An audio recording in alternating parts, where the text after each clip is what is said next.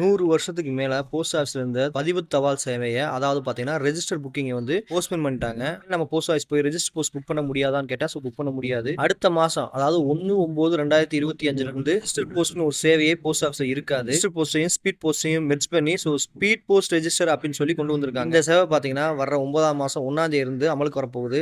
அதே மாதிரி போஸ்ட் ஆஃபீஸ்ல ஏடி கார்டு ஒண்ணு நீங்க அட்டாச் பண்ணி அனுப்புவீங்க. அது ஏடி கார்டு, அக்னாலஜ்மென்ட் கார்டுனா என்ன அப்படின்னா, நீங்க ஒரு தபால் அனுப்புறீங்க அப்படின்னா, வாடிக்கையாளர் வந்து நான் தபாலை வாங்கிட்டேன்னு சொல்லி ஒரு ஏடி கார்டில் சைன் பண்ணி உங்களுக்கு திருப்பி அனுப்பிச்சு விடுவாங்க. அதோட அமௌண்ட் பார்த்தீங்கன்னா, இது வரைக்கும் ₹3 இருந்துச்சு. கார்டு பார்த்தீங்கன்னா, முற்றிலுமா போஸ்ட்போன் பண்ணிட்டாங்க. ஸோ அதுக்கு பதிலாக பார்த்தீங்கன்னா, பிஓடி ப்ரூஃப் ஆஃப் டெலிவரின்னு ஒன்று கொண்டு வந்திருக்காங்க. இது ஆல்ரெடி முன்னாடியே speed post proof of delivery இருந்துச்சு. ஸோ அதனால இனிமேல் நீங்கள் ஏடி கார்டு வச்சு ஒரு ரெஜிஸ்டர் புக் பண்ணணும் அப்படின்னா, ஸோ ₹10 ஏடி கார்டுக்கு நீங்கள் கொடுக்கணும்.